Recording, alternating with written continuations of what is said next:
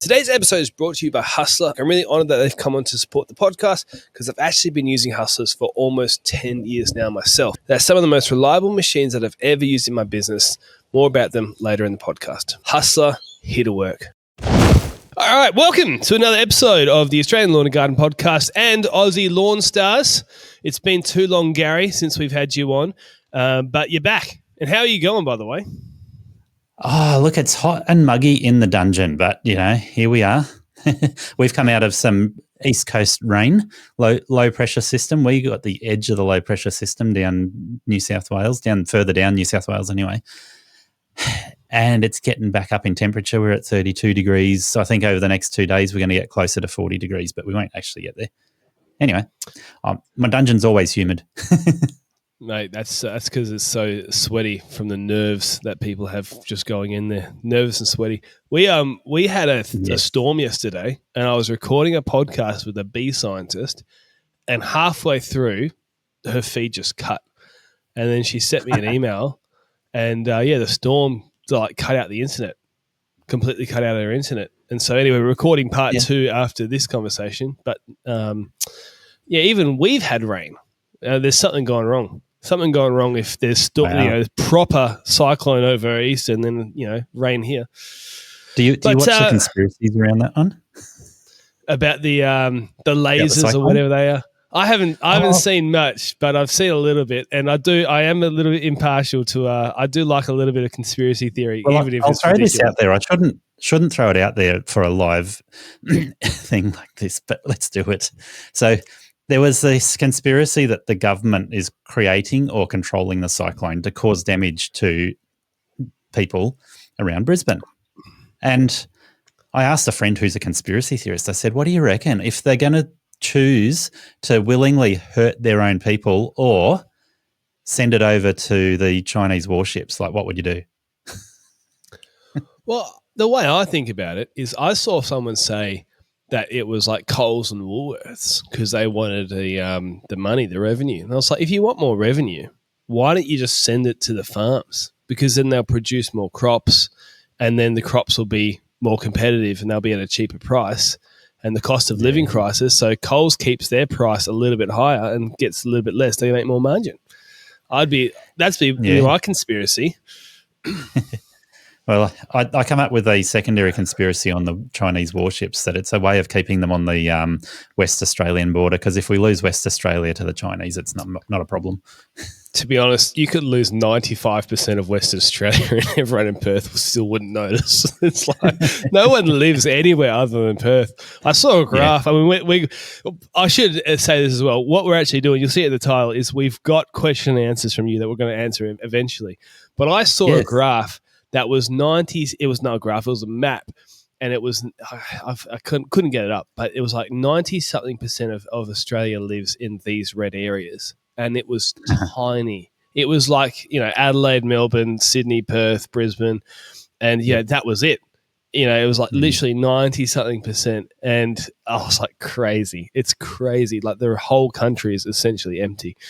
But I put a post.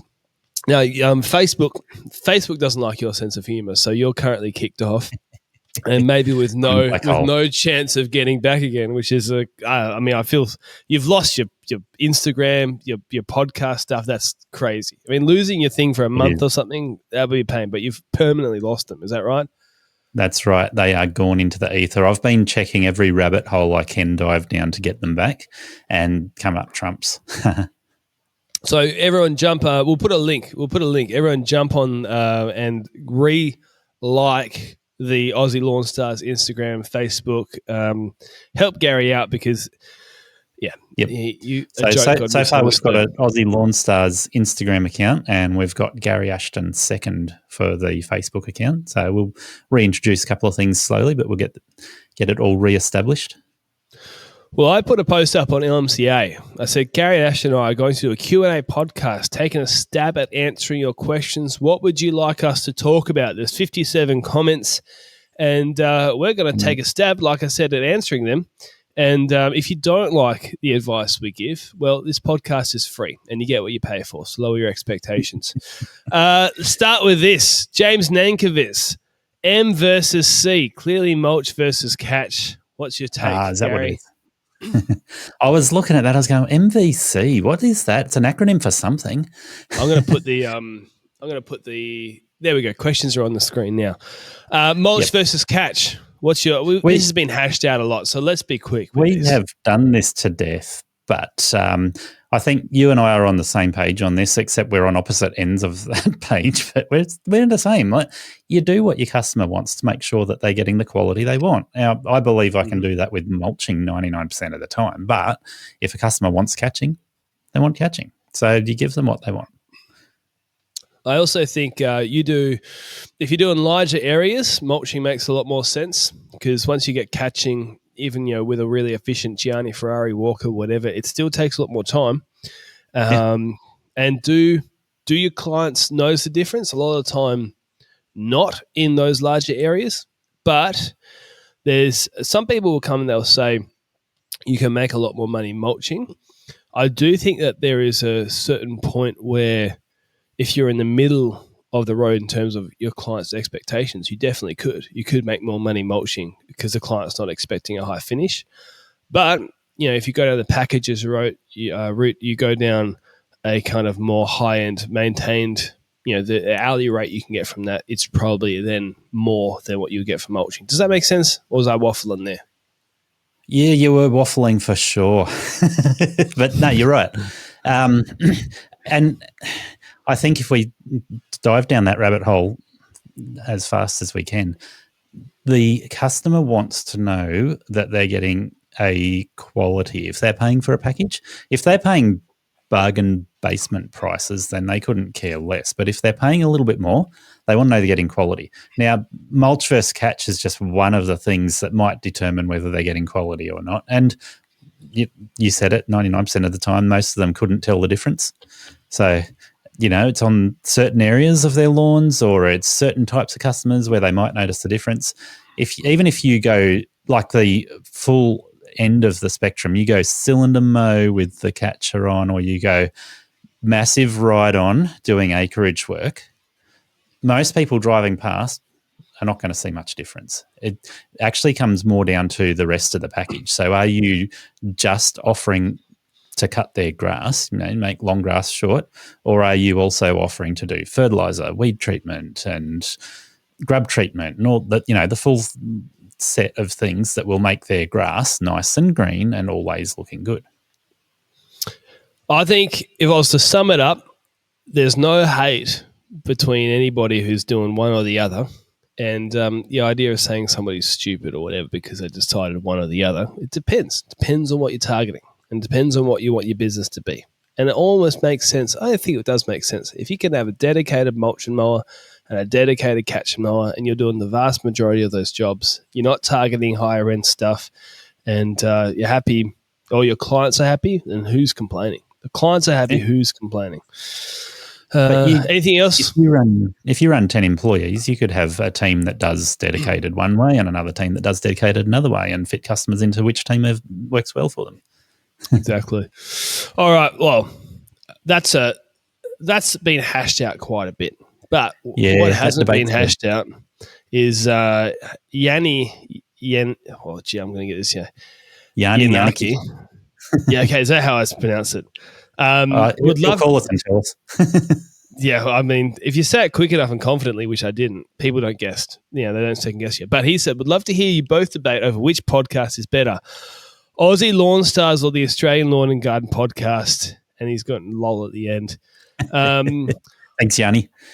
I mean, you're the OG. So, I mean, I'm not even going to engage in the conversation because, I mean, you're the elder statesman in this industry. So, I just have to defer to you.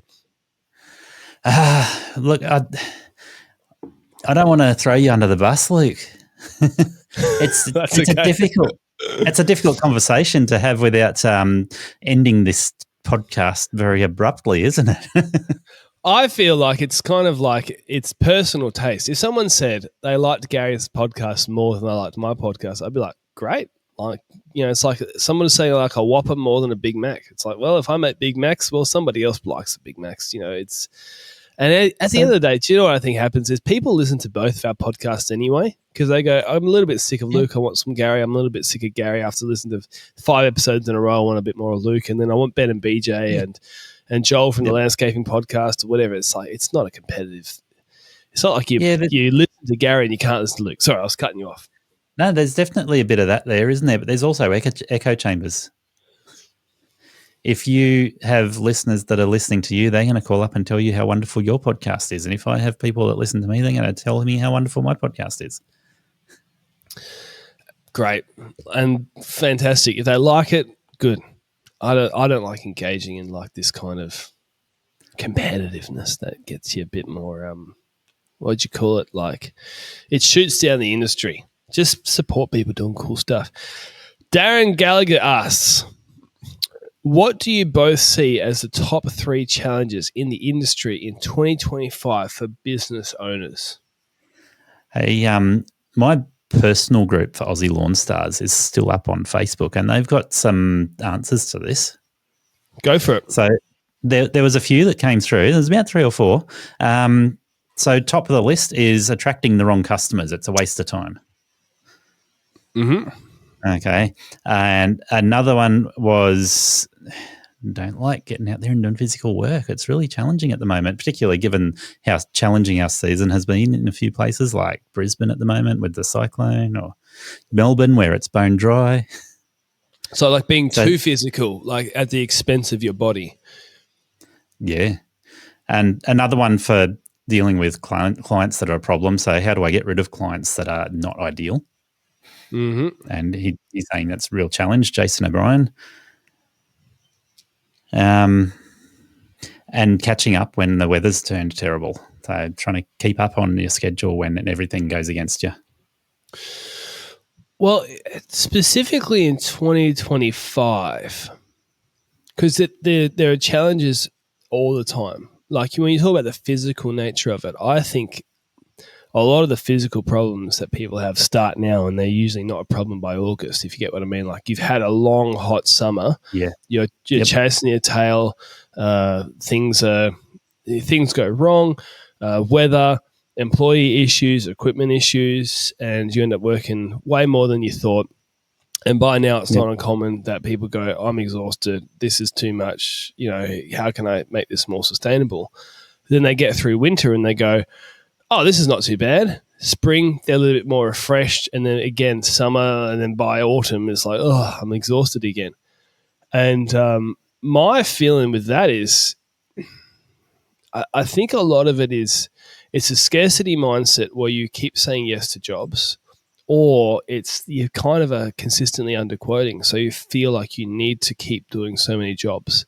And if you can get to a stage in business where you're mature in like how you quote and you've got plenty of work, you can set up a business where every fortnight you have a day off, or every week you have half a day off, or you're actually booking in regular breaks, and you then can slowly build it into your business, maybe less physical parts of the jobs. So things like spraying or fertilization services instead of massive hedging and stuff.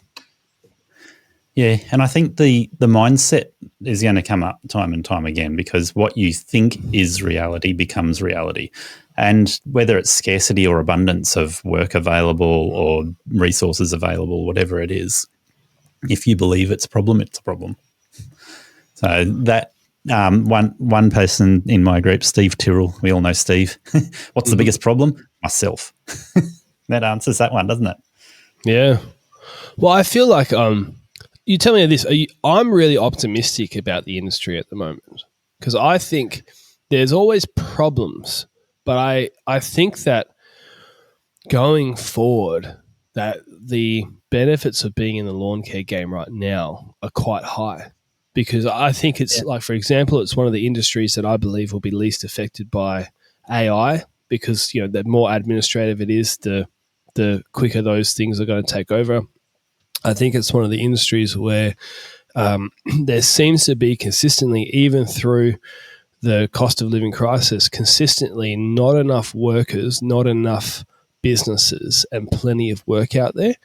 So, Yeah. and there seems to be, like, Darren's asking for challenges, but I see there are challenges, but the benefits to me are very strong. Yeah, and there's always going to be challenges, right? The COVID period really killed it for having employees. It was so hard to get good employees coming out of COVID. And I'm seeing that change around completely at the moment. It's becoming there's an abundance of people looking for work in our industry, like people who want to be employees. So when people are saying, oh, I hate the idea of putting on employees, they're going to steal my work. It's like, no, if they want to be an employee, they want to be an employee. Mm-hmm. But yeah, that's a perception of the challenge, and it's not necessarily where reality is. I've observed in this season 3 people approach me and all related to should I start a business or not. So the first person saw my ute with Aussie Lawn Stars plastered all over it, and he came up and he had a bit of a chuckle. He's like, haha, I get the pun. And I'm like, yep, yeah, it's Lawn Stars, not porn stars. Good. Mm-hmm. Second person was today in the exact same location as that first one. And he saw me filling up the fuel drums with Aussie Lawn Stars on the ute. And he started asking, he said, oh, I did a little bit of work for a friend who runs a gyms franchise. And I said, yeah, it's amazing. And it's so easy for you to get enough work. It's just really easy to get into our industry, especially if you're through gyms. And you don't need to worry about not having enough work. At this point in time, there's a huge abundance of it. And it really is a matter of just making sure that you are running a profitable business. Mm. Yep, there's benefits to it. Do you want to move on to the next one? Because I don't feel like we answered that very well, but the top 3 challenges specific for 2025, I think are the same challenges that have always been, like if you're like you said, if you're in business for a long time, not burning out, like you said, the problem's often yourself. I think the opportunities outweigh the challenges right now, because I think AI and those sorts of solutions are going to be so helpful and beneficial to these kind of businesses, rather than detrimental. Look, I think the last point I made, which, a big plug for Aussie Lawn Stars, go back and listen to some episodes talking about being profitable. That's one big challenge, and we don't need to take a deep dive into it now. You need to know how to be profitable, and if you know how to be profitable, then that's no longer a challenge. But until you know, you don't know. Murat Gulen, is that how I pronounce that? Gulen? I'm sorry, Murat, people. Murat. Motorbikes, 2-stroke or 4? Murat, you will appreciate this, but there is never such a thing as too many motorbikes in the shed, so you need both. I'm going to vote for a Colin Firth style pulse jet on a normal bicycle. That's what I'm going to go for, as as he showed many years ago on YouTube. Because I don't really know anything about motorbikes. Scott Rowe, how our industry can pivot and stay successful during drought, rain, or financial strain from clients. Okay, you tell me your thoughts, because I've got a kind of a different way of thinking about this. I've been in business 15 years, and I'm not saying that to say, hey, I'm doing really well. We all have challenges, but in that 15 years, I have seen all of those problems, all of those changes, and worked through them all. Have they caused a little bit of strain at times? Yes. But have they shut me down? No. So when I've seen over the last 6 years or so that LMCA has been a group on Facebook, the first time the weather got challenging, it was drought. Oh, woe is me. How can we manage to live through this drought? And it's like, come on, guys, we're in Australia. This is just a usual thing. We're going to get a month of dry weather at any point in time through our growth season. We'll probably even get a full growth season, which is drought at times. It's Australia. And then the next time, the following year, we had flooding, and everyone's going, oh, I can't mow. It's too wet, for weeks on end.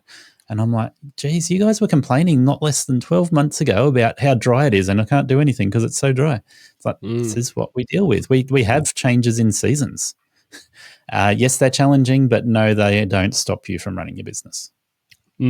Like I think very similarly in that the problem's not a weather problem. It's usually because you're talking about financial strain, Yep. I think what people do is that what we just described, they book themselves out in the growing season, and then when things go wrong, so that they've based their pricing off being full. So they lose clients and they go, oh my goodness, I'm in trouble.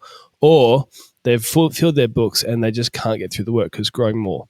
If you set your business up, if say you're in an area where it's prone to have drought or prone to have a lot of rain, if you set yourself up that you can be profitable off, say, 3.5 days a week or 4 days a week, right, then the fifth day is really profitable. And what that means is if you are having problems, right, and you can make money off 3.5 days a week, like you're very comfortable, you're very happy at 3.5 days a week, you probably wouldn't have that much problem during a shorter term drought, like a couple of months of it being really dry. Because if you're working 5 days leading up to it and you're happy at 3.5, well, you can take some time off. Yeah, and 2 days a week every now and then, it's not going for a few weeks every now and then, it's not going to destroy your business. But if you're basing your business off having to work 5 days a week and then you have a drought, you will not survive for very long. The drought will not have to be that long to stuff you up. And I think what people do is they get a little bit complacent. They have a few good years. I think the few good years are going to keep happening. They haven't priced themselves proactively thinking these problems through. And then they happen. They go, oh my goodness, this industry is terrible to be in. And well, maybe it's tough, and it is. But maybe also you could have done something to put yourself in a better financial position. And I hope that's not insulting to anybody, but it's kind of common sense. Luke, throw a number at me. I'm going to throw a number at you. I want you to throw one back at me. If you are talking about one person on the tools, call it full-time, whether it's 4 days a week, 7 days a week, I don't care. But call it full-time. One person on the tools, mowing lawns, maybe doing a little bit of gardening as well, so they're working through winter, no problems there. What's it worth? I'm going to say that it's worth between $150,000 and $200,000 for the year. And that takes into account that, yes, some years you'll be 180 instead of 200, or you might go 160 instead of 150 because you took on a lot of extra jobs in winter. So if we're talking about it, that accounts for seasonality, that accounts for unseasonal changes, and it accounts for all those things. You just go, yep, that's my number, 150 to 200. I don't have any problems with that, but I think you can go much higher than 200. I think. Mark, why do I ask that question? Well, yeah, that's the next one with one of the ones coming up. But for me, like I got a message in our course group the other week from a lady. I won't mention her name or anything or give any details out, but she started her business at the end of winter. So it was about 7 months old, I think, when this post came out. And she had done her finances. She had a conversation with me back in, I think September, where she's like, I've got an opportunity to take on a lot of work at $60 an hour. What do you think I should do? And I said, no, hold your ground, right? Because, give it 3 months. Give it 3 months and you'll be surprised. And I think you'll have a lot of work above $100 an hour. She sent us a message that she had done her finances for the previous month. And the previous month she was averaging well above $100 an hour. 7 months in, 6.5 or 8 months or something like that in that ballpark into business. And she had worked way less hours than what she thought. And if she had worked full time at that rate, she's killing it over 200. She's doing really well. And now she's got a lot of up and go about her. She's got a lot of things that she, I think that she really suits this industry and running a small business. But there's no reason why other people couldn't achieve that. And like I look back, the last time I was solo was 2017. And I think that year I did 144,000 and I didn't work full-time hours. I probably averaged about between 30 to 35 hours a week. And I was doing volunteering and other things on the side.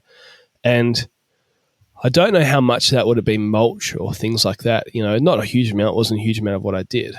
So I don't know what the pure labor component would be, but I just can't understand how, with all the stuff that's happened, that's 2017 is 8 years ago. How could we not be hitting 200? Let's talk about another number. If you're an employee in Australia, the average annual income, so we're talking at the start of COVID was somewhere around $78,000 to $85,000 a year. That's Australia wide. Now, capital cities were generally peaking a little bit higher than the averages, but that's what we were working with. Now, the average income is bumped up a fair bit, and I see most people are aiming for $100,000 as an income working for somebody else. So that means, if you're talking hourly rates, that's come up noticeably. Yep. So if you base it on that, the cost of living's gone up as well. Doesn't mean people have got lots more money. We're still struggling. Yes. But that's what you've got to do. You've got to look at this and go, okay, what's your cost to run business if you're paying labour and other expenses, and then you want to have some profit after your employee or yourself has gone out there and done the hard work, then, and you and I have talked about this number over the last few years, right? If you're saying what number do you need to charge out per hour, we had this discussion when we first started talking about the fact that the unbillables make a massive difference to that rate. So for you doing a fair bit of traveling, I think you were aiming for around $140 an hour, and I was aiming for around $80 an hour, to where there's no travel costs, no unbillable time to account for. So there's some variables from a few years ago. Now my numbers have moved closer to $100 an hour now for jobs where there is no unbillable time. Yeah. Yeah. And there's efficiency to that. I think I'll put this way. We are working like at Silverstone Gardening, and we're very close to being ready. We want to expand the business again. One of the things that's held me off from doing that is juggling the podcast and the Moco app, which you've been working on a lot behind the scenes. Yeah. But the way that we're doing this is, we want, if I can't afford for somebody to work for me and be an autonomous sort of crew leader, like not crew leader that they're running a crew, but they are working on their own full time. If I can't afford to pay them $100,000 a year, I'm concerned with how I'm running my business, because we're doing higher end stuff. So we want higher end stuff. We want really qualified stuff. So we're talking people who have experience with like solving problems, high end lawn care. And that sort of person, if I can't pay them $100,000 a year, I think I'm doing things wrong, not the other way around, where I'm trying to fit I might be able to, it's a whole complicated story, but the idea there is that I'm challenging myself rather than making the employee fit what I can afford. And one of the reasons why we've held off on expanding the business is because could we consistently do that in all markets and all areas at all times? It's like, maybe. And it's like, no, I want the answer to be certainly, because then I can afford the best stuff. So then the question is, if someone's running their own business, because we're making profit off that, right? And we're paying a lot of other stuff going on. So I'm using that as an example to go, well, if someone's struggling to do $100,000 a year turnover, there's some stuff that you're probably getting wrong. And it's not because you're dumb or you're stupid. It's just hard. And there's a lot of things you got to juggle. But if you get it right, why couldn't you do it? Yeah. Next question. Dan Jolly. Numbers. CAC, which is cost of acquisition, ROAS, overhead percentages, etc. Well, what the problem, sorry, Jan, with your question is it's a little bit vague. So what specifically, I should have sent this back in the comments, but what specifically are you looking at? Are you saying what numbers should we be looking at? Like, how do you interpret that question? I think he's saying that that's a struggle for him, is working through those numbers and what's meaningful for his business. Yep. Well, so, return on ad spend and cost of acquisition, they're not things that I've looked at for a long time, because we get so much, basically all of our work through SEO, because we worked on our SEO really hard about 4 years ago, and we now get 20, 30,000 hits a month. Most of them are looking for advice, but we get about 800 to 1,000 who are looking for work. And the way that we get our work is essentially we make it really clear that we're expensive and that we do high-end stuff, and that immediately filters out most people. They click on, they go, nope, I just wanted a normal lawn mowing man. These guys do packages only. So I'm not up to date on those numbers. Darren probably is, because he's working with quite a few different businesses in that field. When we were advertising, we were getting a new client for about $23 in ad spend. And that was when we were trying to grow very rapidly. So the cost was not like, we weren't trying to make that super cheap. But again, that was a while ago. So that's I've heard, I don't have up to date. Sorry, you go. I've heard a few varying numbers here, and I guess one of the variables is where you're getting these customers from. So obviously, ROAS is very specific to advertising marketing. Cost of acquisition covers all of the options, right? So let's talk about that. If you get a customer from a referral, so word of mouth, then the cost of acquisition, you could call it zero, or you could say, no, there's a whole heap of variables in there, and you could try and put a number on it as well as to what it's worth to acquire customers through word of mouth. Or you could look at two other options, which is you sign up for Jim's excess leads, which is Jim's job, not Jim's jobs. Bizza, that one. I had a mental blank there. So you could sign up to Bizza and you could get leads from there. And I think you might pay $10 or $20 per lead from Bizza. Or you could buy a set of customers from another business, and then that's a massive variable. And I see people talking about when you're buying customers, whether they are good value or whether they're really poor value.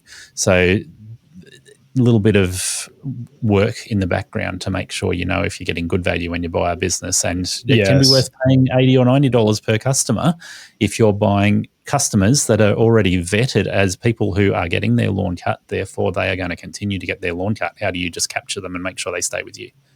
Yeah, definitely. And I think that's because this one of the problems with this question is, are you talking about a once-off job or are you talking about a regular job? Yeah, and that's a big if you get a once-off job that say it costs you $20, right? Nice round number, but it's only a $100 job. Well, are you really making money off that job? Like you're paying yourself something, but is it truly profitable in the most holistic sense of that word? If you do the right thing and you go and visit the property to do a quote, then no, you're not making money. Yes, I would agree. I think you're not. But if that $100 job becomes a $70 regular, maybe it's a little bit more work to clean up, you would be losing money on the first job. Maybe you break even on the second job, but then you're there 20 times a year or whatever it is. And you go, well, it's an incredibly good deal for $20 at that point. And so for me, like we've talked about this planning out with our expansion that we want to do is, if we have an average client who's, let's use some nice round numbers. Let's say they're $500 a month. And let's say the first month they do with us, there's a lot of stuff they've got to do, a renovation or a top dressing, whatever it is. Let's say the first service is $1,000.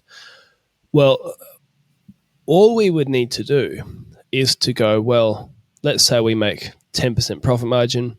We could afford $100 in advertising spend, because that first month keeps us we're not making any money, but at least we're not losing money. And that first month, the way we work as well, if people don't know, people prepay for our service. So they prepay at the month, but we are very generous with our returns policy. So if someone's not very happy, it's like, we'll give you your money back kind of thing. And we never have to. But we get, people prepay. We're guaranteed to break even. If they go, I don't want the second month, I want to cancel for whatever reason, we're fine. And then you go, well, $100 is a lot of money to win a client. But you go, no, it's not. Because then you've got, in my fake example here, $500 a month after that. Like, who wouldn't take that deal? And so the point I'm getting at is I would spend $100 on that type of client. I'd spend $15,000 winning a client. That's a $200,000 contract over 3 years. It's what's the... I meant $200,000 a year. So it's, $15,000 to win $600,000. Who wouldn't take that deal? If you're making 10% profit margin off that, which hopefully you're making more, you're making 60. From no work. I've chased a lot of larger commercial work. And if you're talking, larger commercial work, $50,000 through to $200,000 a year plus. And it's like, yeah, I bought a drone, and yeah, I invested in cameras and microphones, and yeah, some of that's for podcasting purposes as well. But some of that gear has been deliberately used to provide a presentation for jobs that are worth more than $50,000 a year, and it's worth pursuing those sort of jobs. Now, I'll take a back step there. Not everyone should go and chase $50,000 a year jobs, $200,000 a year jobs. You should be looking at, in our industry, repeat business. So easiest repeat business to do is that $80 per mow, 20 mows a year. That is the easiest customer for you to pick up. If you've got full books, or if you've even got enough work to just keep the company open, then you can start going, okay, maybe I want to start chasing higher end customers. I want, instead of $2,000 a year customers, I want $10,000 a year customers or $50,000 a year customers, and start going, hey, is my business actually set up for chasing those higher jobs? But cost of acquisition for a $2,000 a year customer is going to look a little different to if you're chasing 200,000. Totally. And that's why it's kind of like it's a great subject. I hope that we're covering what Dan wanted us to actually talk about specifically for him. Oh, yeah, overhead percentages as well. I don't like looking at the overhead percentage too closely, because it's going to be so different if you're starting out, and it's going to be so different if you're 3 years in and you've bought all your equipment, and it's and it's going to be even more different if you've got 15 employees. So, like, just to give a random number and be like, this is what you should, it's what your cost should be, is kind of, it's a bit too vague, for the cover all bases. Yeah, look, I did an interview recently with Katie from Profit First for Tradies. Another recommendation to go to Aussie Lawn Stars and check out another interview. If you want to ask some numbers and you want to get really good advice from somebody who can analyze your business closely, working with a Profit First qualified bookkeeper or accountant, they will be able to meet your business where it's at and help you get moving in the right direction. And you can contact Katie from Profit First for Tradies, and she'll set you up either with her or with somebody else that's qualified. I'd like to add something to that. I love Profit First, by the way. That's one of the best books I read. Awesome. It was longer than that. Maybe 2016, 2017. Mike Michalowicz, or whatever his name is. Fantastic book. So jump on that as well. But even he has different rates for different stages of business, turnover and stuff. But one of the things on that subject, when you're talking about profit, is this is a trap I fell into. When I didn't have employees, I was very relaxed with my expenses. Then what happened is, when you have employees, if you continue that habit, your expenses become so much more important to keep track of. Like, if we go back to that 10% profit margin, if you had every $100 job, let's say you're making $10, right? It's very hard to get to a stage where you're profitable in that business. Very hard to get to that, right? If you are spending $2 per $100 on expenses that are not that, essential, something you could cut out, $2 per 100 sounds like nothing, but that's 20% extra profit. Whereas if you are a sole trader and you're paying yourself a wage and you take that profit, you might be taking home personally, let's say 80% of the invoice, and the $2 seems really like nothing. But we've found, like, let's put it this way, we made some adjustments to our insurance because we realized that we weren't claiming anything small. Because why would you claim a $500, like I can see over here, a KM94 engine? Why would I claim a KM94 engine for $500 or whatever it is when my excess is $500?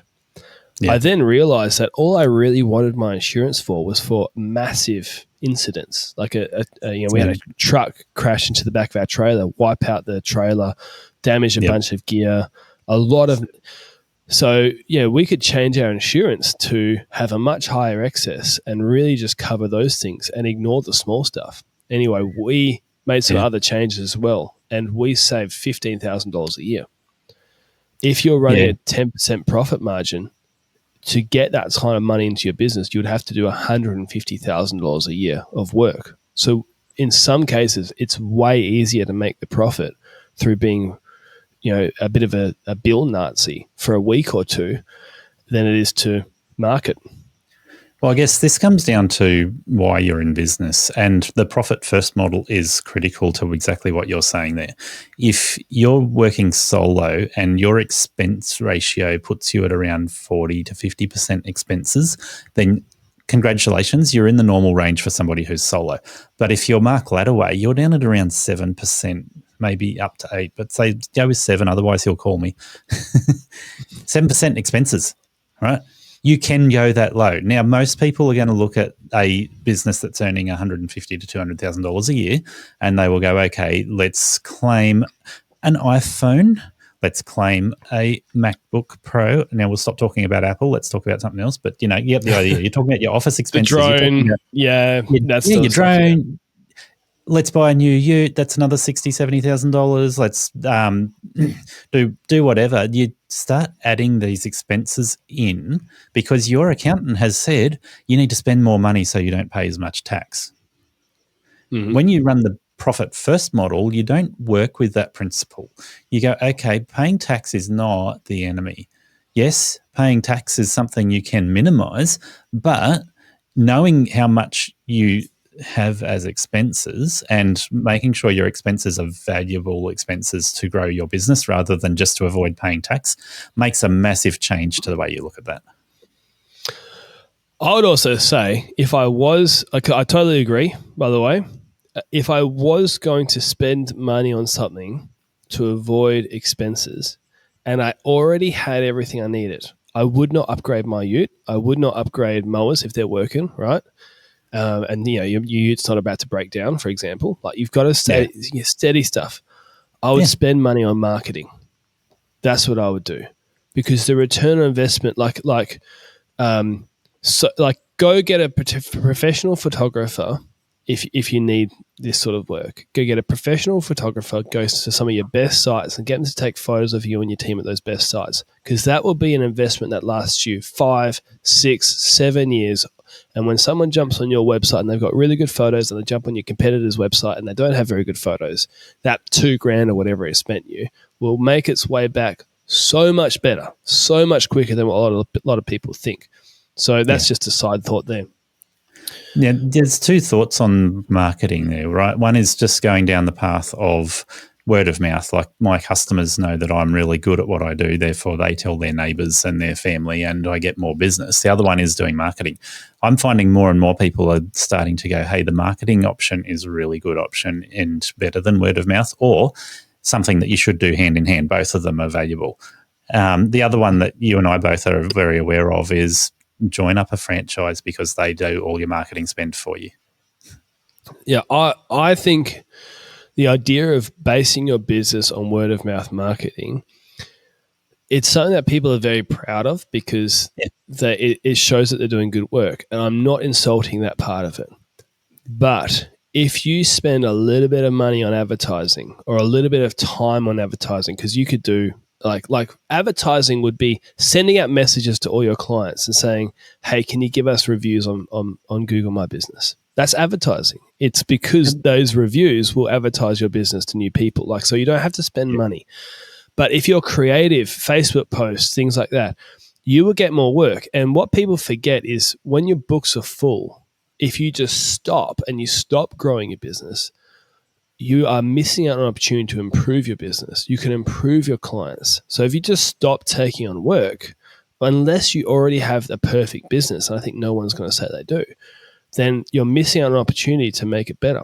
So your advertising, instead of filling your books, is now improving your books. And for, let's say you spend $50 a week on advertising and you get, say, 3 opportunities from that. It's 3 opportunities to improve your client list, 3 opportunities to improve your hourly rate. And you consistently do that over a year. Maybe you can go from, let's say, $80 an hour to $130 an hour in 1 year. Right, because every single time you get a new client, you charge them the new rate, and you drop off the cheapest one you've got at the bottom, And that is so underrated. And guys and girls who are just focusing on word of mouth, if you are missing out on that opportunity, you're perhaps shooting yourself in the foot. I think the other thing that's the elephant in the room when it comes to spending money on advertising or marketing is the idea that that money's wasted, that it's, you spend on 100 hits to get 3 customers, right? Or 1,000 hits to get 3 customers. And those are realistic numbers that I've heard bounced around. What I've seen, I've interviewed a few people in relation to this and talked to people offline about it as well. If your marketing is splattergun marketing, then you might go, well, that was a waste of time because I got somebody from Perth calling me. No, I don't want them, right?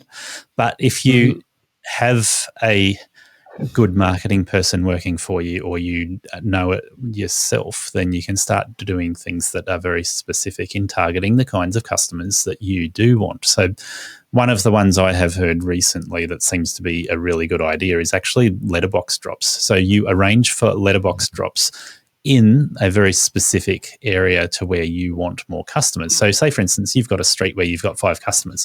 You, instead of paying somebody else, you just have the leaflets made up and you drop them yourself to the people either side of your existing customers. That's a very easy way to grow your business. And another one is to go, okay, I spend a lot of time in Kurrumbong for some reason. So I could target, not even Kurrumbong, I could just target 5 streets that are near me in Kurrumbong. I could go, all right, there's a new subdivision here. There's going to be somewhere around 3,000 to 5,000 homes in that subdivision. It's still growing. I could just target that subdivision in Kurrumbong, and I could have probably 5 trailers running around in there doing all of the work that could come out of that. Yeah. And again, we talk about advertising doesn't have to cost much money. Flyers, if you deliver them yourself, are very cheap. And if you're someone who's new and you've got the time, why not? Well, even paying somebody else to do flyers, it's cheaper than what you would think it would be. And, of course, you can do very targeted geographic marketing through Facebook and Google as well. So you can set locations and preferences for certain types of people that will really narrow it down to get those areas you want, which improves the value that you spend. Have we done this one to death?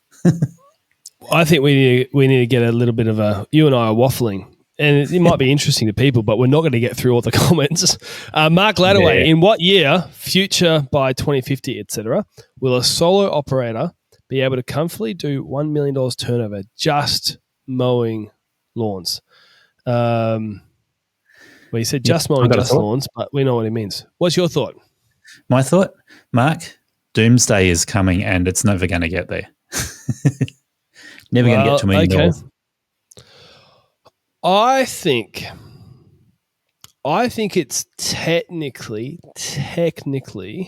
possible now, but it would be the 1% of the 1% of the 1% scenarios where you would have to invest in hundreds of thousands of dollars of mowing gear.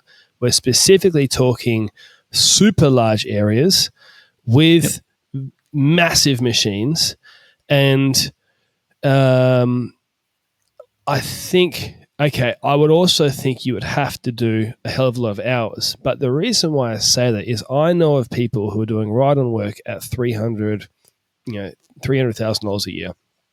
$300 an hour, which at full-time would be $600,000 a year. So full-time being 40 hours a week on average.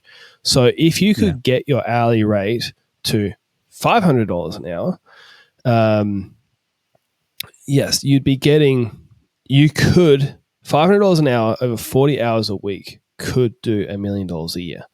But it's much, so what I mean is like, I'm talking about, I can imagine a hypothetical scenario, but I don't know if it's, I don't know how realistic that is. Does that make sense? No. So if we work with some logistics, some statistical numbers, see if I can find the right words to say, Elspray, right? The average solo guy at the moment is going to be doing less than $200,000 a year, right? So they've got to do at least 5 times, call it 6x to get there. 6x. That's what they've got to achieve before they hit the $1 million a year turnover comfortably just mowing lawns. So if you look at inflation and you look at the average inflation, we're actually at an inflation high at the moment, which means we've gone into a bit of stagnation, but we've got some issues there that you just got to ignore to actually look at the averages. So inflation, and the other one would be the investment ratio. So people that are investing in property traditionally will invest about 6 times their annual income. And if you wind the clock back 50 years, I think even 3 times their annual income has been a realistic figure, but 6 times their annual income. At the moment, it's probably more like 12 times their annual income in order to buy property in Australia. So inflation's a problem. But that's what we've got to work around, is the average inflation to get to 6x of where we are. And I'm going to predict that is at least 40 years away, maybe 50. I know. I agree with what you're saying, because you're talking about the average guy. I don't think if you just look at the inflation rate. So I guess I'm in agreement with that. What I'm saying is, if you look at it as optimistically as possible, just mowing lawns, I know people who are already charging $300 plus an hour for this kind of work. And I'm talking about specialists, so like, with a walker, catching, that sort of stuff. Even at $300 an hour. So $300 an hour, if you're doing 60 hours a week, is $18,000 a week. And then if you did that over 52 weeks, it's $936,000. So what I'm getting at is, I think it is technically possible. You would have to, I don't know how you're going to get enough work at that rate. You'd have you'd have to essentially have all like the private schools and all the commercial facilities in a certain region. But I would like to err on the side of being optimistic and inspiring people to go, actually, I don't think it's as far off. It's just more a question of, do you really want to work? Because if you get to push that to 70 hours a week, 10 hours every single day, no, I wouldn't want that lifestyle, but technically it might be possible. Well, the average at the moment is more like $100 an hour. So it's there's somebody out there who will be able to hit it sooner, but it's several decades away before the average person will be doing it. Anthony Hahn, what changes do you see to our industry with the rise of robotics and AI? For instance, do you see more manual labor work going towards hedging and gardening because robot mowers will become so cheap over time? No. I do. Oh, you don't? Okay, there we go. No. What do you think? No, manual labour is always going to be there. The robotic mowers are not stealing our jobs. They will take a small percentage, not a lot. And in some countries it's more, but in Australia it's not going to be overrunning the country. There's going to be more robots around, but they're not going to take our jobs. I think AI is going to have more of an impact when it comes to admin and marketing. I think what will happen is the last things to go to robotics will be the ones that have a danger component. So it'll be a law, not technology. That's the rule. So that stops it from going. So hedging, I was talking about this morning, like one of the last jobs I can ever see happening becoming robotic, and I could be wrong, but would be things like tree lopping in residential areas. Like, I don't think the government would allow something like that, even if the technology was there. They'd just go, no, we've got humans. Let's use humans. Let's just not risk those sorts of things going wrong. Why wouldn't it go the other way, Luke? Why wouldn't it go, why put a human at risk when we can have a machine doing that job? Because if you do it properly, there really isn't any risk. It's the risk is when people do things stupid. And so like say you have a tree, because I'm not talking out in the middle of a forest. Like, you could get one of those massive tractors. Yeah, for sure. I think that'll happen. But what I'm talking about is, if you have a tree next to a house, you see the videos. It's when someone tries and takes a whole tree out in one go and they don't know what they're doing. That's when the risk is. But if you get a climber and the climber's taking limb off limb off limb off limb, taking their time, they've got the ropes, they've got cherry pickers or whatever they need to, when I say there's no risk, there's always risk in something. But I feel like the government rules would say things like that, or things like hedges, or things like anything with an exposed blade. I reckon the government will be like, no, we're not going to allow that. because it's a whole legal nightmare that comes up with that before, or that even if the technology is there, they'll just go, let's not even risk that. Yeah, I could see that being a swing. What do they call it, where AI takes over our world, whole world? Ooh, It gets to that point where our AI overlords go, no, that job's too dangerous for a human. We will manage it for you. Yeah. I guess we'll see. We'll see. But Yeah. my prediction is that I agree that I don't think in the next 5 or 10 years much will happen in that space, because robot mowers, even if they get super cheap, you still have to do the edging. You still have to do some other things.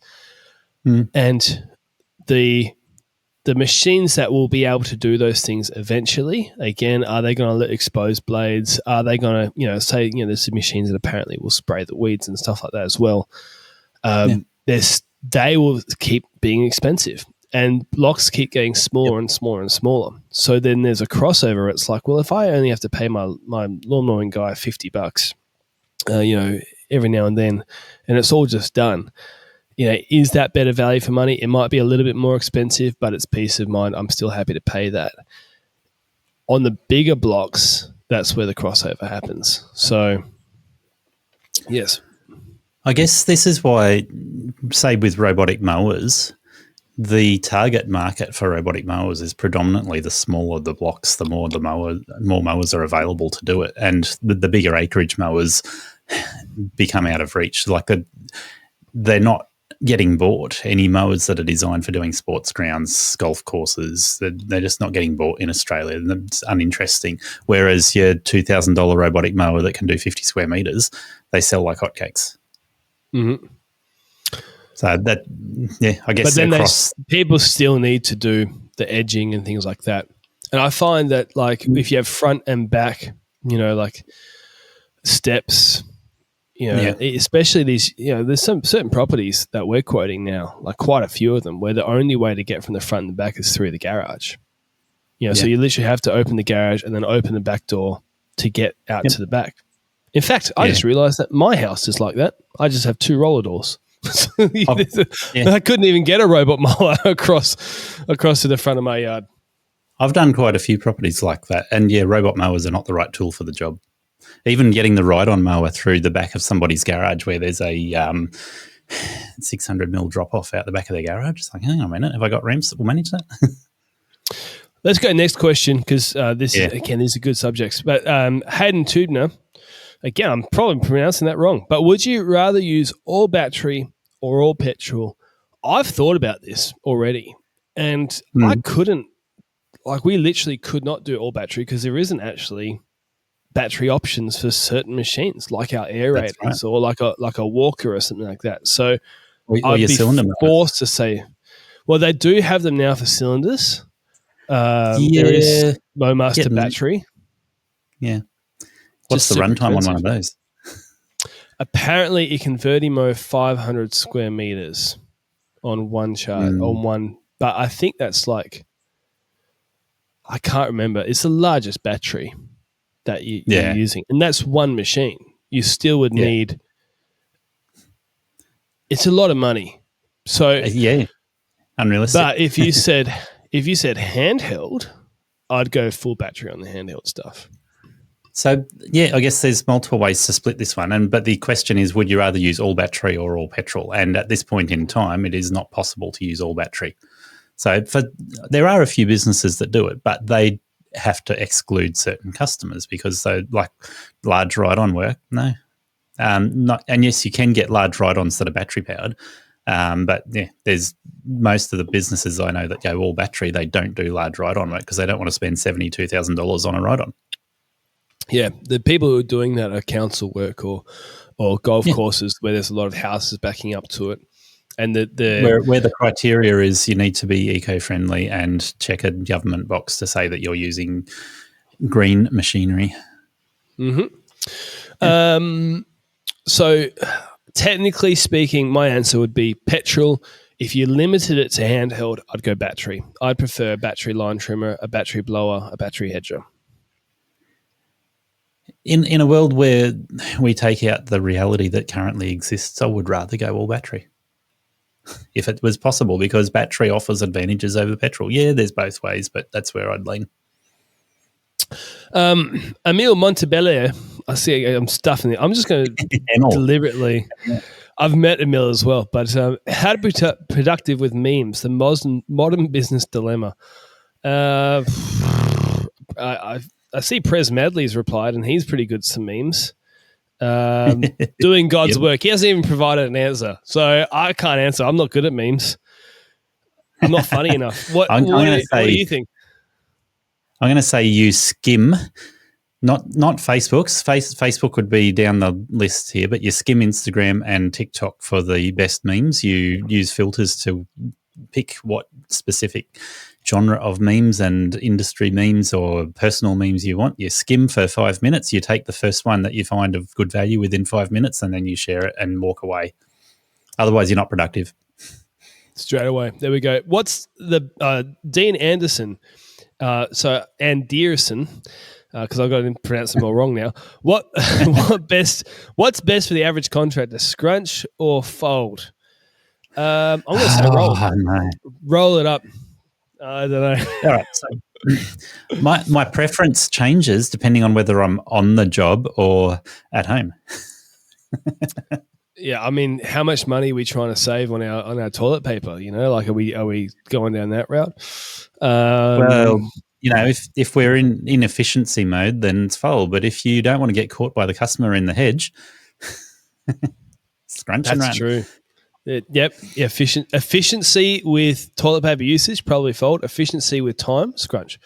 Lachlan Campbell, I'm a stay-at-home dad. I've committed myself to 12 hours of work a week. Okay, interesting challenge.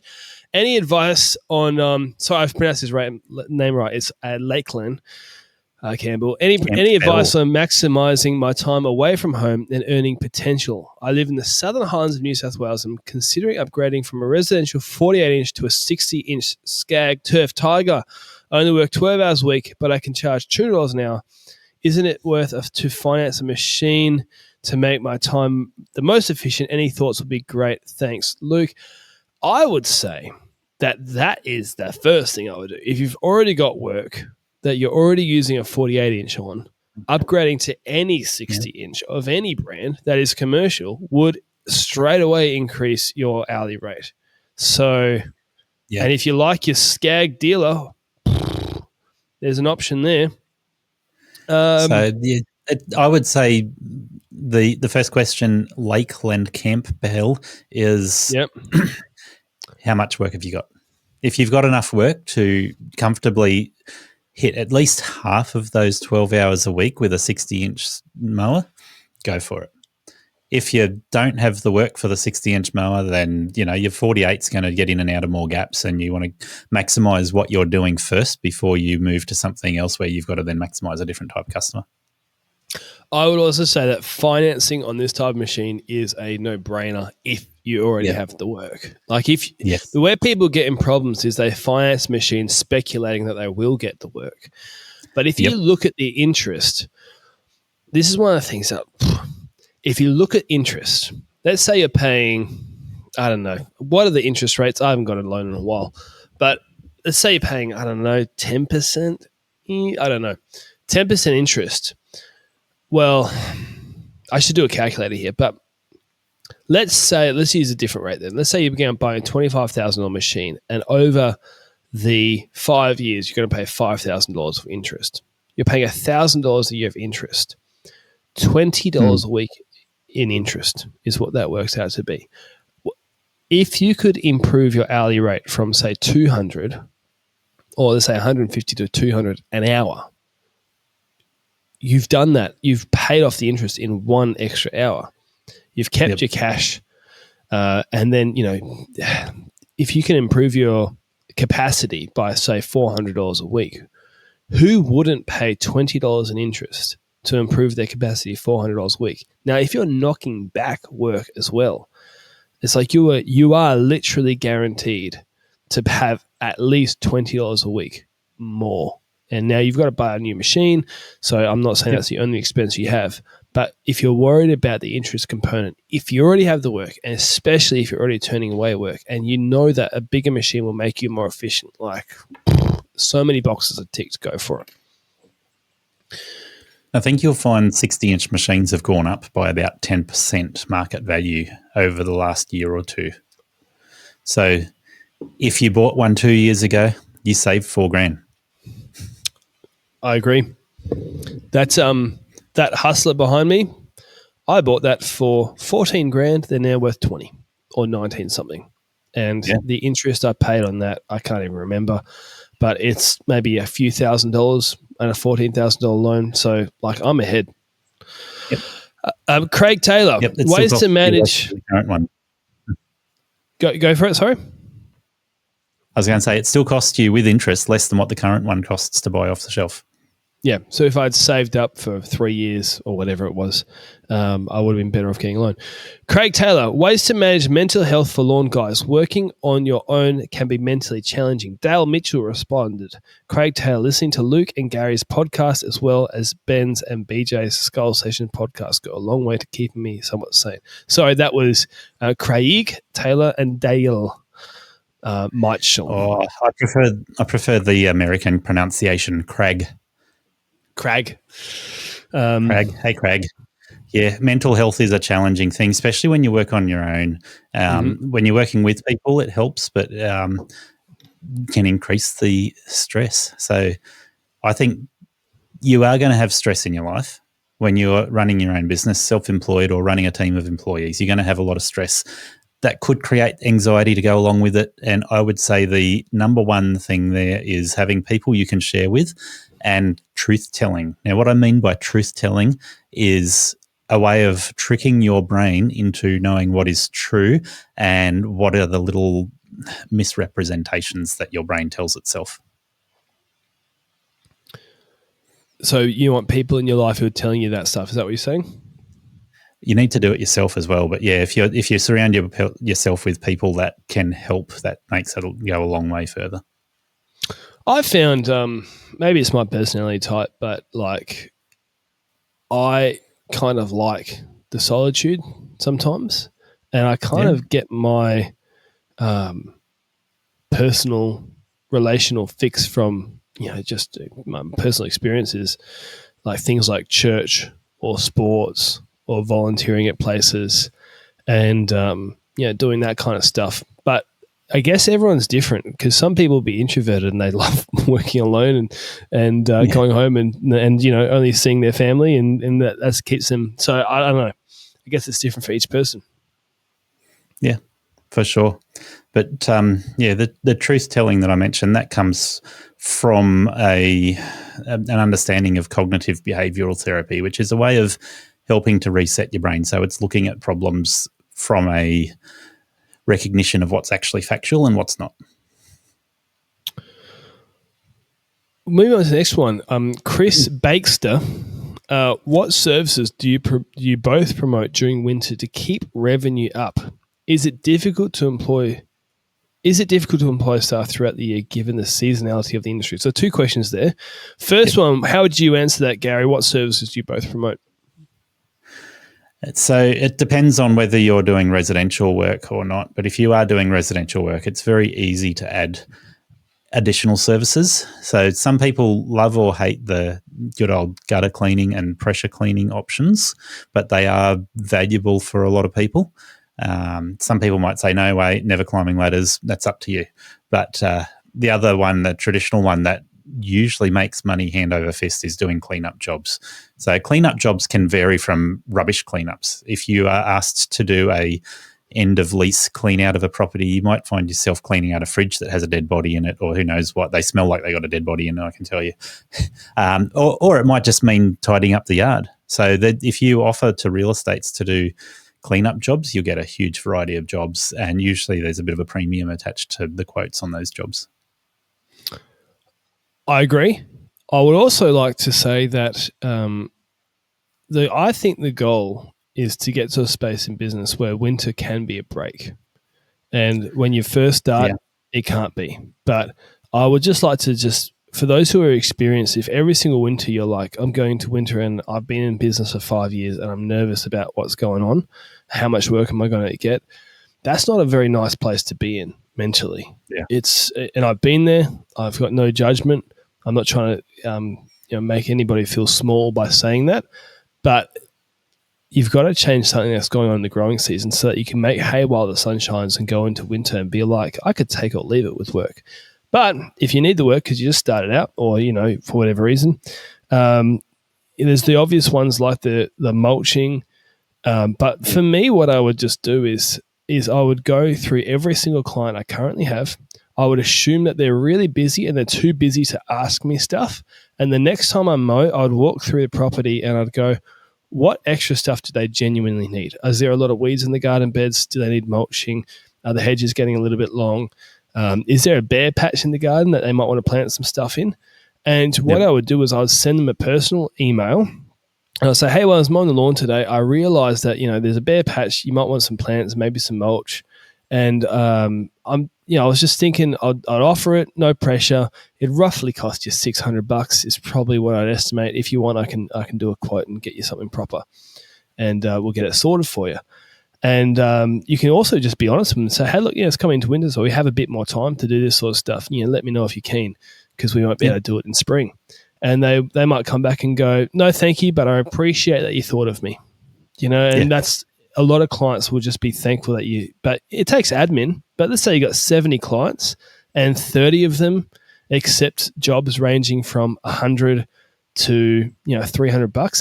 That's $3 to $9 grand in that range that you got extra just from that. In my experience, a lot of those jobs can end up being over $1,000, or I've done jobs that are $5,000 in one hit for those sort of jobs. So the money's there. There you go. The second one is it difficult to employ staff throughout the year given the seasonality of the industry? Earlier, we talked about how we want to build our business to pay $100,000 a year. That is the challenge that we have is like, because if spring was spring all the time, like no problem doing that. Yeah. It's about managing our cash flow. Like the way that this gets complicated, but essentially the way that our business operates with staff is we make all of our money in September through till basically April, and then May, June, July, August. Our goal is literally just to break even.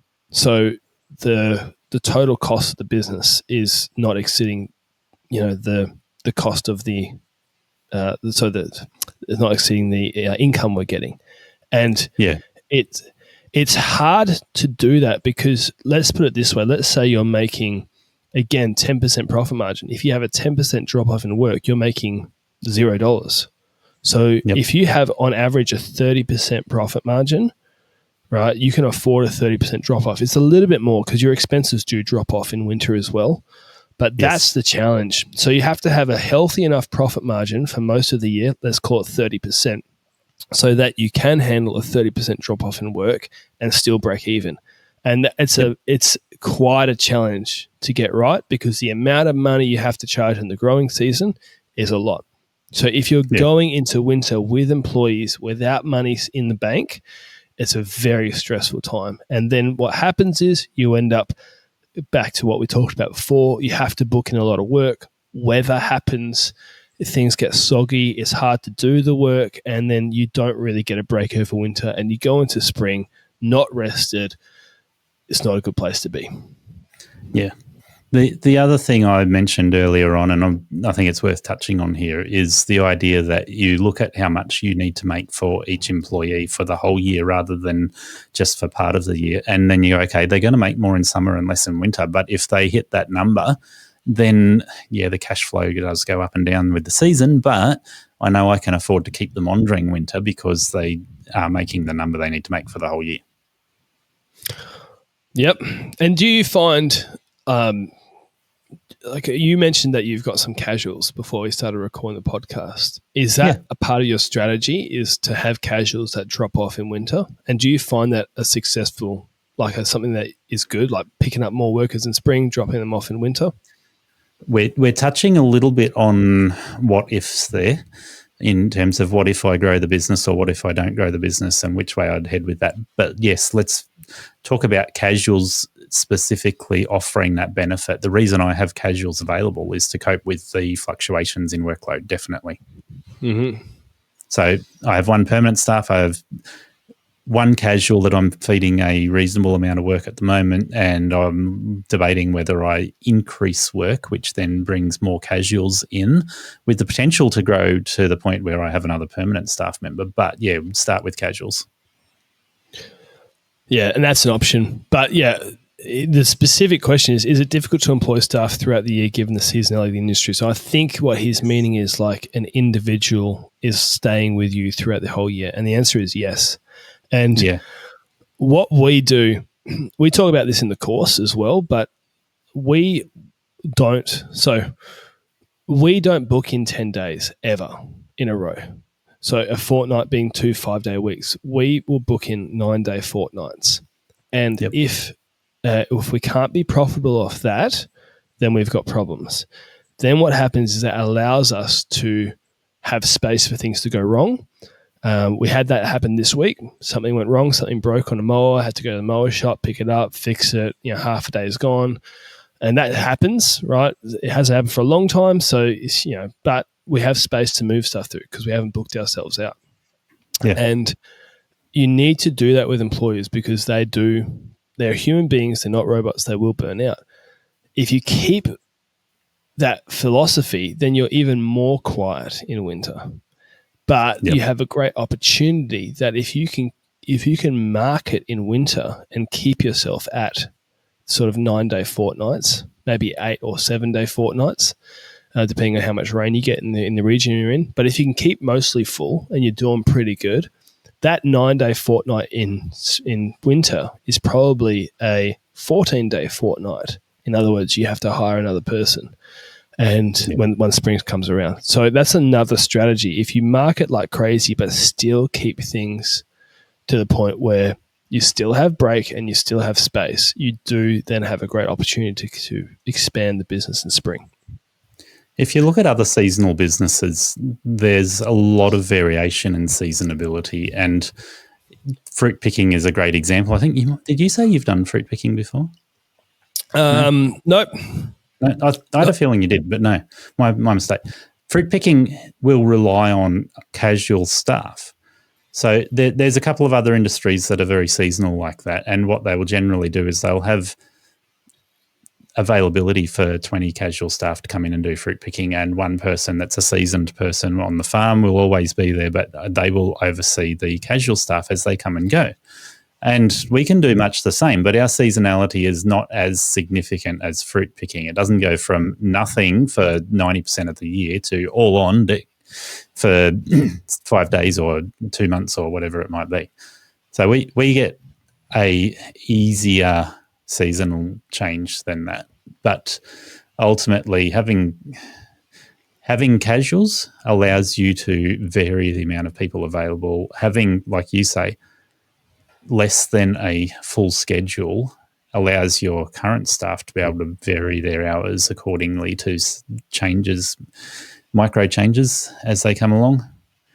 But ultimately it is a game of going, okay, how much do I want to balance at any point in time, and can I do that in a way that's sustainable? Well, winter's always going to be slower than summer.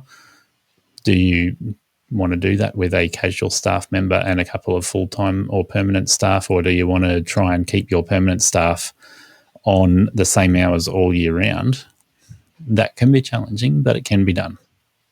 It can be. I would just say, people, I've said this a few times, but I'm going to repeat it again. If you are full, your books are full, don't hire as the first thing you do to relieve that pressure. The first thing is to raise your prices, because raising your prices will clear out some people, get it to a space where these stuff we're talking about, having gaps, having the ability to have a slower winter helps you out so much. But it also is just good for your mental health, because if you're switched on all the time trying to fill your books because you need 5 days and you've got a quiet week coming up, it's very stressful. And I've made the mistake of did it multiple times over the years of getting busy and then just hiring and just having that be like a knee-jerk reaction. And I think the knee-jerk reaction should be get busy, raise your prices. And then if you get to a point where your prices are really healthy and you're still getting too busy, then hire. And the problems it will solve it'll be so surprising. And I think this comes back to your profit margin, right? If you're 30% profit, that's for our industry, that's good. If you're 30% profit and you've got a bit of time up your sleeve to be able to juggle things around, then you're in a great position to grow your business and also to be able to handle seasonal changes. So if you're struggling with profit, or you're managing to pay your staff but you're not actually putting profit in the bank after you've paid everybody, yeah, you need to go back to square one and get that sorted out.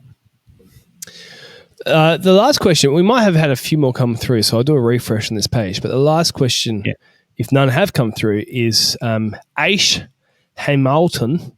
Some would incorrectly pronounce it as Ash Hamilton, but the top 3 time-saving hacks for residential lawns. Send it away, Gary. What do you reckon? So the number 1 hack is going to be what you do in between the jobs, because residential lawns, you've got travel time. So yes, totally agree. Eat in the car and whatever else you need to do in between jobs. But working out how to maximize the benefit of your unbillable time, as well as reducing the amount of unbillable time, that's my number 1 tip for residential lawns. And I couldn't, that's 100% what I was going to say. I couldn't agree more. Stop thinking, well, don't stop entirely. But again, the first thing I'd be thinking about, rather than what piece of equipment can I buy? Because you've got to spend money to make that efficiency. You can get efficiency for free. Just be more thorough with how you plan things out. Software solutions like Sortscape and things like that will redo your, make your route efficient. They'll optimize it, for free. We do things like we will only service a certain suburb on a certain day. And if the client's like, I want this job done on a Tuesday and we have the space on a Tuesday, but Friday is our day to be in that suburb, we will still say no, because we don't want them going forward to be this drag on our efficiency where we have to do 15 minutes extra travel time just to do that job. It's the same as you may as well rock up to random jobs you do and just sit around for 15 minutes. There is no practical difference between that. So, yeah, I agree. Number 2, what would be the second thing then? So I don't know how many people listening have ever gone and asked a new person to help them do a residential lawn. You very quickly start comparing how one person does the job to how another person does the job. So, the traditional view is edge, blow, mow, blow. So depending on whether you do vertical edge and flat edge at the same time, because some people like to do the flat edge first, so it flicks the grass back in on the lawn, and then the vertical edge is less important. But yeah, typically edge, blow, mow, blow. Another one is making sure you mow straight lines, because I've seen so many new people start and they mow around in circles. And it's like, what are you doing? Don't do that. Mow in straight lines, back and forth, parallel lines. Unless it's a really strange shape, right? Then it's just I don't know if there's any efficient way to do some of these weird, wonky shapes that you get. But when I look at, for those who are up to date with some of the stuff we've been doing, the MoQuote app, we've measured thousands and thousands of jobs. We have data on over 10,000 different jobs. And what's really interesting is the mower you pick is far less of a difference than how you set up and pack up, believe it or not. And we're talking, say, on a 150 square meter job. So if you had 2 21-inch mowers, you had 2 different 21-inch mowers, right? And one might be slightly faster than the other. Because of the amount of cornering you do, and because of things like gates, obstacles, and all that sort of stuff, and on a 150 square meter job, I'm pulling this number off the top of my head, a faster mower might only make a 30 or 40 second difference if it's the same cut width. Then what you find is if you have an inefficient ute setup, right, and I advocate for things like the Catch Pro Defender racks, right? If you get a Defender rack, if it saves you 10 seconds on your line trimmer and then 10 seconds on your blade edger, at every job, 10 jobs in a day, it's saved you a lot more time than what you think. Having efficiency with how your mower comes on and off. Like I see people who are still like lifting and all sorts of mowers in the back of utes and things like that. But it's because they've got a ute without a side ramp. So the back of the ute's probably a little bit upgrade your trailer. So I mean, you had trailer without a side ramp. Upgrade your trailer and make it more efficient. And you'll be surprised that if you can cut down your setup and pack up time from 5 minutes to 2 minutes on every single job, 10 jobs, you've saved half an hour by saving 3 minutes per job. And so many people then go and they buy. There is a big jump between a 21 and a 30 with efficiency, unless it's a tiny job, because sometimes the obstacles make it inefficient anyway. But most of the time there is a saving on that. But even that is not as big sometimes as an inefficient setup compared to an efficient setup. Yeah, well, let's talk about the actual mower, because a lot of people will be thinking that the type of mower they use makes a massive difference to efficiency. And I'm going to say it really depends on the type of residential lawns that you're doing. So if you're talking 200 to 300 square metres and tight gate access, chances are you want a lightweight mower that you can lift up and down stairs, and you're probably going to go battery powered, something that's plastic frame and easy for you to manoeuvre around and get in and out of those yards quickly. If you're got, say, above 300 square metres and a little bit easier access, then you might make the skip straight to a 30-inch mower, and you'll find the efficiency is really good on a 30-inch walk behind, but the efficiency on a 32-inch stand-on mower is useless because you've got to move the catcher on and off the mower every time you go through the gate. It's in and out in 5 minutes on either the 30-inch walk behind or the 32-inch stander. It's not a time saving, and comes back to what you're saying. It's more about the efficiency of getting in and out of your trailer or the back of your vehicle than what it is about the size of the mower at that point. So you go up again in size to above 1,000 square metres, all of a sudden that 32-inch stand-on looks a lot more attractive. I've been chucking some numbers in the MoQuo beta app, which is not out yet. But here's a thing that will shock some people. If you have a 200 square meter job, and again, this is off a lot of data, a 200 square meter job where you've got a 21-inch self-propelled rotor, the front and back, there's 6 sections, 6 large obstacles, 5 small obstacles. Okay, so it's a very cluttered 200 square meters. The difference between a 21-inch mower and a 30-inch mower would be 1 minute on that job. Mm-hmm. And if people go, no way, that's wrong, can't be, I mean, the problem is the difference between the mowing time would be quite a lot of difference, right? But it's the maneuvering around the different obstacles that is taken into account. And you're still doing a hell of a lot of edging. There's a hell of a lot of, things like that. So the data would be quite a bit different if you had, say, a 200 square meter, pure rectangle at the front where there's hardly any edging to do. But it's not. So if you think about it that way, if you're doing a lot of tight access with a lot of different sections, a lot of different obstacles, you end up mowing over the same bit of grass when you have a 30-inch or, you're mowing over bits you've already done, and it's maneuvering. So I do think a 30-inch is a huge upgrade on most jobs, but I'm just saying I'm trying to promote the idea that don't just buy equipment and forget your setup and forget how efficient you could be on that. Yeah, well, this is, I think, you would get asked all the time, Luke. I get asked all the time. So let's just assume that we both are in a similar boat here. People will contact me and say, what should I buy? Should I buy a stand-on mower? Should I buy a 30-inch walk-behind mower? And the right answer most of the time is let's pre-qualify what you need before we go promoting a mower just to sell a mower to you. So what is it that you do? What are the sort of jobs that you do? What's your parking efficiency like? Because if you go from towing a trailer to running a ute without a trailer, or running a van where the floor height is a lot lower than a ute, then you save a lot of efficiency on your vehicle getting in and out. Parking, all those sorts of factors that come into it are much more valuable than going and buying a stand-on mower when you shouldn't have bought one. And I would hate to see that statistic of 32-inch stand-on mowers for sale secondhand with less than 100 hours on it increase. I don't want that. I'd like people buy them, keep them, and say how good they are. Yeah, it's horses for courses. I would say another thing that is, we've done the math on this, right, is if you're doing normal residential mowing, regular stuff, the cost of a tipper trailer, it takes a long, long time to pay off. But if you're doing a lot of cleanups, it doesn't take that long.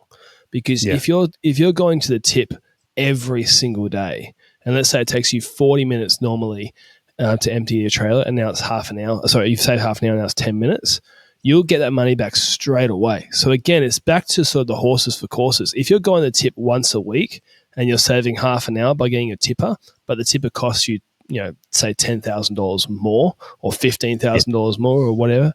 Actually, I'm underestimating that, because you'd have to buy the entire new trailer, not just the tipper section, right? So say it costs you $20,000. $20,000 to save half an hour a week. Just make you're going to get that from saving 3 minutes per job in one day if you're doing 10 jobs a day. So I'd be exhausting the scheduling side of things. I'd be exhausted. Another thing, calling clients for quotes. You're driving between jobs, right? You're already driving. Let's say someone does a request. Call them up if you don't have admin. Call them up and say, hey, I've just got your question. I've got some questions for you. You answer a few questions and you will save yourself an hour of driving out there just to find out that they're not the right client for you. Or they might come back to you and go, oh, actually, no, I think you're a little bit too expensive. Probably best to get someone else. Just those sorts of things. Do that before you buy a 32-inch stander and a tipper trailer and you're $35,000, $40,000 down. And then you go, these didn't really suit my business that much. Yep. So on calling customers in between jobs, I'm going to call that one out and say, for some people that's great, and for other people they're likely to let a few expletives drop while they're driving, because I know what people are like when they're talking to me. So I know at least one person I've interviewed said he deliberately only will contact customers after he's finished driving and he's parked up so he can act professionally. I do find that, though, sometimes that sort of stuff is relatable, but no, I wouldn't recommend it. Do we have anything else to add, mate? Because that's the last question. I did refresh that. And if you were paying attention, you would have seen I got a message from my wife, because I've got my Facebook on the screen saying, what's my plans for lunch? It is time to wrap it up. I had lunch before we started. You're having lunch after we finish. Well, it's 12:24. It's literally lunchtime as we're going. So, people, I just want to reiterate, give Garry a bit of a lending hand here, because he needs as much support getting his Instagram and Facebook back. And I can't imagine how frustrated and angry I would be if I lost my business accounts based on a misinterpreted joke. That's a terrible situation. So go and support. We'll put the links in the description here. Listen to the podcast, all that sort of stuff, a few episodes. Is there an episode that you recommend that would cover recently, that would cover a lot of these subjects? Look, I've mentioned several episodes along the way that are really worth listening to, so probably it's worth chasing those and looking at them. I'm going to start republishing a couple of older episodes that are relevant to things like marketing on Facebook. I did one back in the early days that was on marketing for Facebook, but the Profit First for Tradies one is one of those ones that we mentioned that's really worth listening to. Yeah, and I have been slack because of all the MoQuest stuff. I haven't released as many episodes as I'd like to. So I think a lot of people might be running low on the episodes. And if you haven't heard of Garry's podcast, then you can fill that void in your heart with lawn and garden care content on your work schedule with Garry. Thanks for coming on, mate. No worries. Thanks, Luke. It's good to talk. And everybody else, we'll see you in the next podcast.